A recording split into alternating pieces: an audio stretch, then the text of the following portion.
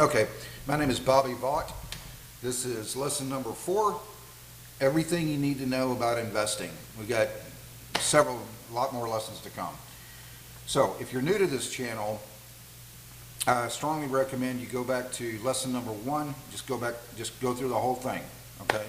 And you do that, by the time we're done, we still have a lot of lessons to go. You're going to be better off than 99.999% of the people out there. This lesson is about anecdotal investing, how to recognize it when you hear it so you can avoid it. Lesson number 3, the last lesson, we talked about several things. We talked about the importance of revenue growth, earnings per share or EPS growth, dividend growth, the dividend growth rates, and why you should not, and understanding the difference between the current yield and yield to cost, why you should not just blindly look for high yield. What else do we talk about? How to keep your income going up all the time, every quarter, regardless of which way the market goes. Also, and you're not just compounding, but also compounding squared. Okay, so that was all in lesson 3. And I put a link here to that, but go back to lesson 1 if you're new to this channel and go through the whole thing, okay? So, lesson number 4, anecdotal investing. Anecdotal investing is exactly what it sounds like. It's making people who make investing decisions based on mere anecdotes. In other words, not data or other things.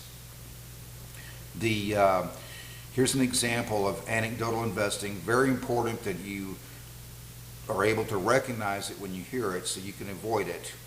And here's an example of anecdotal investing, something somebody told me roughly about, I think it was roughly about 3 years ago.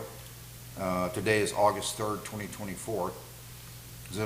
Somebody told me just maybe 3 or so years ago, told me, well, when the economy doesn't do very well, and the job growth isn't there and so forth, you should buy the alcohol beverage companies because people are going to get frustrated and they're going to drink more. That's called an anecdote. It's a guess. In that case, even worse, it's also a guess about human behavior. Here's 3 things to understand about anecdotal investing, okay? 1, the people who come up with things like that, invariably they have never back tested their little theories. So the person who told me that, I had to ask him, I said, so you back tested that? You went back over the last, I don't know, let's say 50 years or so and discovered that every time the economy went down, when you had relatively low levels of economic growth and so forth, then that's when the alcohol beverage companies sold more product? No, I didn't think so. People who engage in anecdotal investing almost invariably have never back tested their theory, and more important than that, they're making guesses. In the example that we gave, they're making guesses about human behavior. But more important than that, the reason people engage in anecdotal investing is because they don't know how to do anything else. Just being a little bit pointed here, okay? It's invariably done by people who don't know how to analyze, they don't know what to look for in the stock market, so they make guesses based on anecdotes. Understand anecdotal investing when you hear it so you can avoid it. I gave you an example. All right. So I'm going to keep this video pretty short. This video is more of a what not to do. Engage in anecdotal investing. Oh yeah, I almost forgot. A third thing to understand about anecdotal investing, the last thing, that doesn't mean that a person couldn't be right for the wrong reasons. Okay, somebody engages in anecdotal investing and you recognize it. That doesn't mean that the stock they're picking couldn't be a good buy. It's still worth looking at. Trying to see if maybe it could be a good buy. Who knows?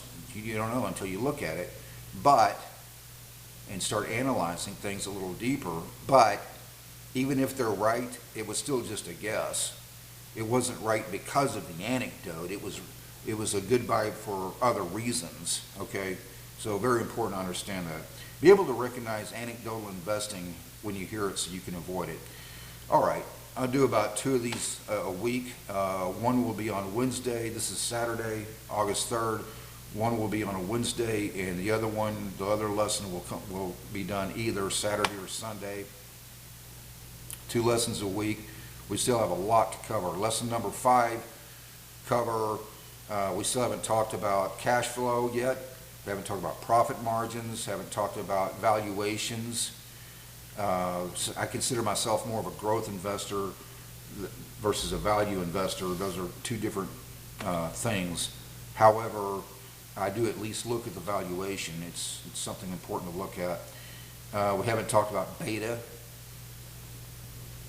When you should, the beta has to do with, basically it's a measure of volatility, when you want to be more cyclical and maybe a little more aggressive versus when you want to play defense. That's a future lesson. Okay, so that'll come later down the road. So for right now, lesson number 4 was be able to recognize anecdotal investing when you hear it so you can avoid it. So this is Saturday, August 3rd. I hope you had a great week. Hope you have another great week coming, and see you next time.